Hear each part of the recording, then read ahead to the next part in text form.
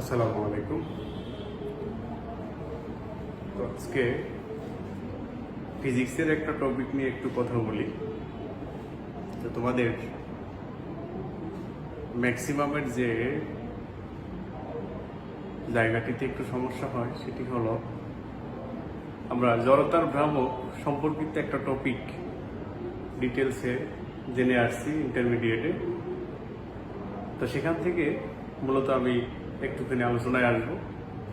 তো ওখানকার বেসিক্যালি একটা সূক্ষ্ম ধারণা আমাদের যে জায়গাটিতে, সেটি হলো ঘূর্ণন প্রতিসমতা।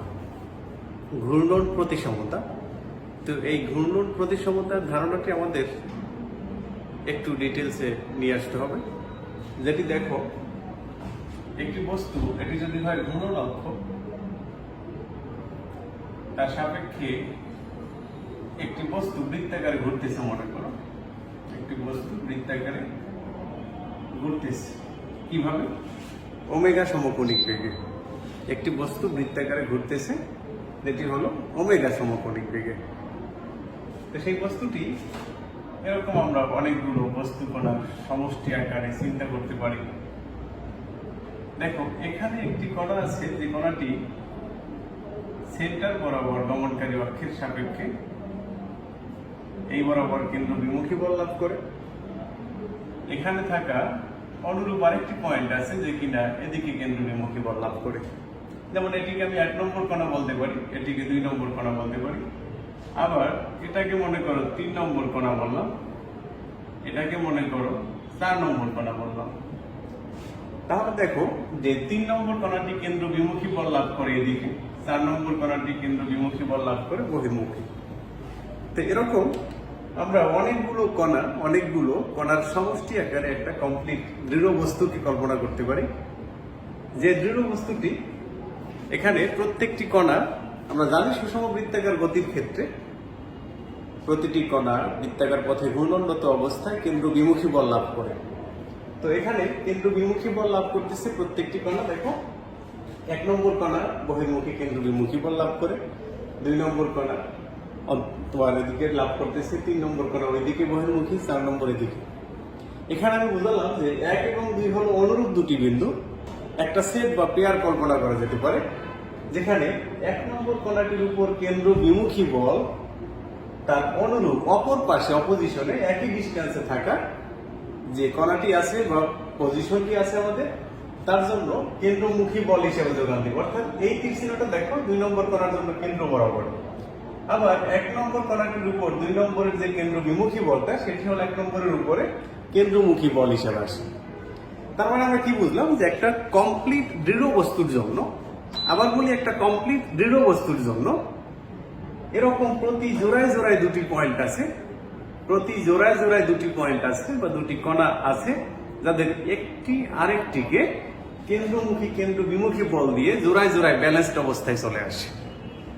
আবার বলি, দেখো যে পুরো দৃঢ় বস্তুটির ভিতরে প্রতি জোড়ায় জোড়ায় দুটি কণা বা দুটি পজিশন আছে আমাদের, যেখানে দুইটা কণার জন্য আমাদের এখন এখানে সমভর নাও হতে পারে, বা সমভর হবে এমন কোনো কথা নেই। আমরা বলতেছি কেন্দ্রমুখী বা কেন্দ্র বিমুখী বলের কথা, কেন্দ্রমুখী বা কেন্দ্র বিমুখী বলের কথা এখানে বলতেছি আমরা, যে আসলে লব্ধি বল এখানে প্রতি জোড়ায় জোড়ায় দুইটা কণার জন্য ব্যালেন্সড অবস্থায় চলে আসবে, অর্থাৎ তাদের রেজাল্ট্যান্ট ভেক্টরটি লব্ধি বল হিসেবে 0 আসবে। তাহলে এরকম জোড়ায় জোড়ায় যদি দুটি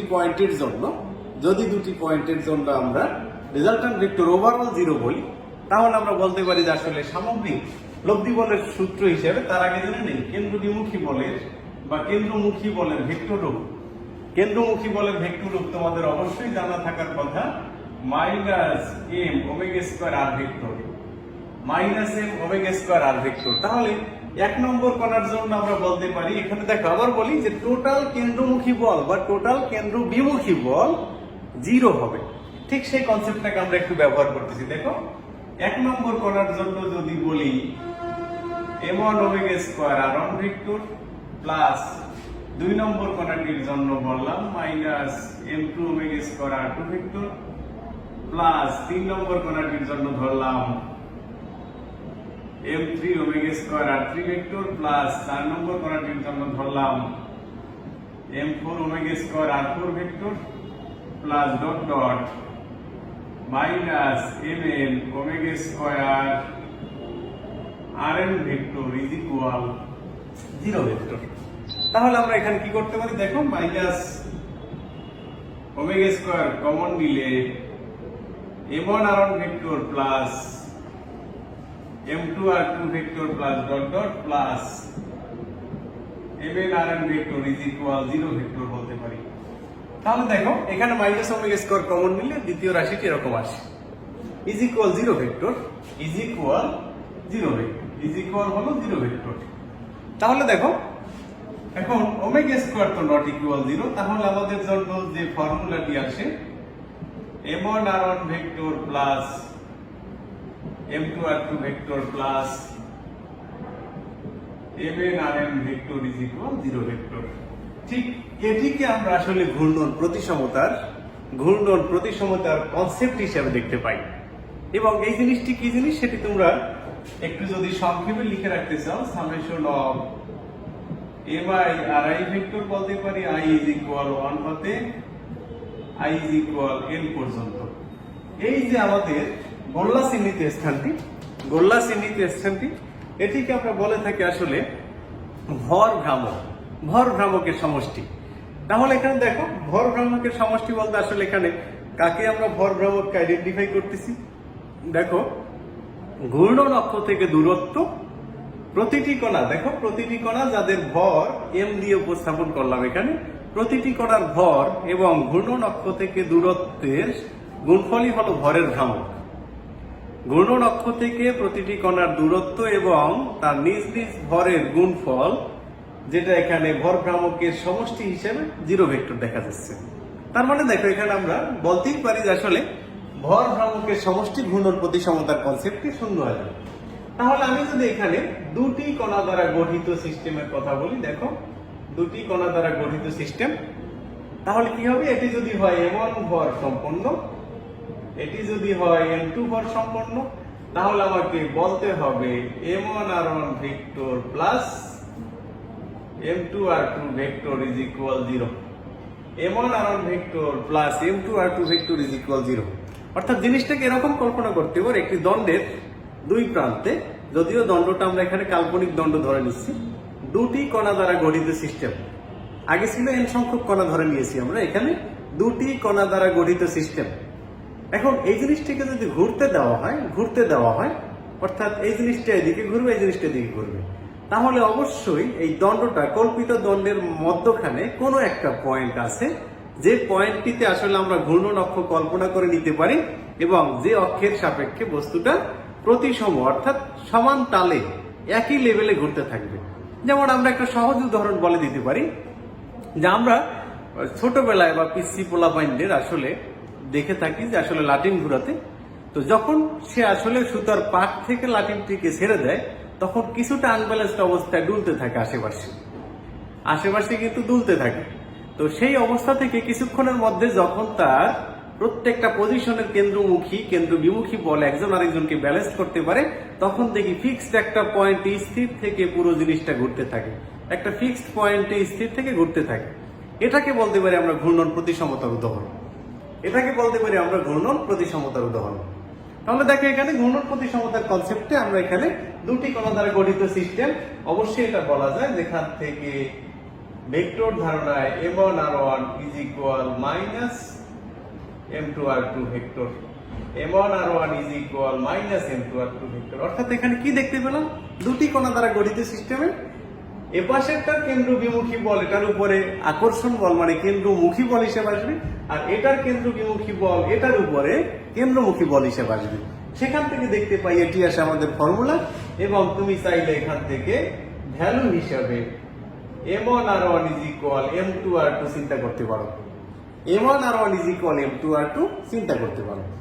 তার মানে এখান থেকে দেখো r1 divided by r2 is equal আমরা বলতে পারি m2 ডিভাইডেড বাই m1।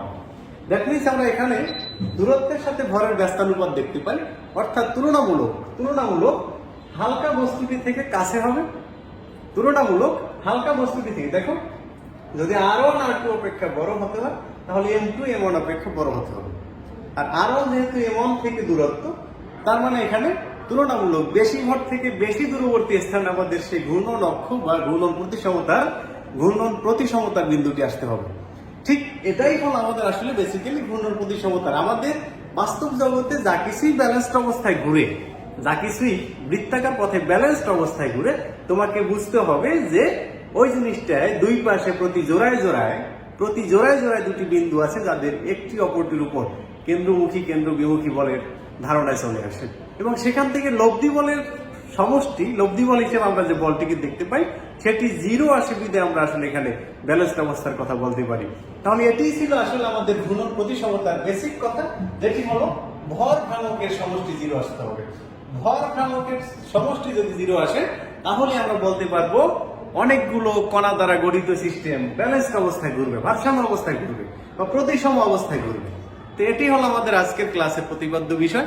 আমি আশা করব তোমরা এই টপিকটা ভালো মতো ধারণ করতে পারতেছো। তো এরকম সমস্যা তোমরা আসলে আশা করি অনেক সময় দেখে থাকতে পারো। এই ভর ভ্রামকের উপর ভিত্তি করে তোমরা কিছু ম্যাথ প্র্যাকটিস করতে পারো। তো আজকে এটুকুর উপরই থাকলো, আগামী ক্লাসে আবার দেখা হবে ইনশাল্লাহ। তো সবাই ভালো থাকো সে পর্যন্ত।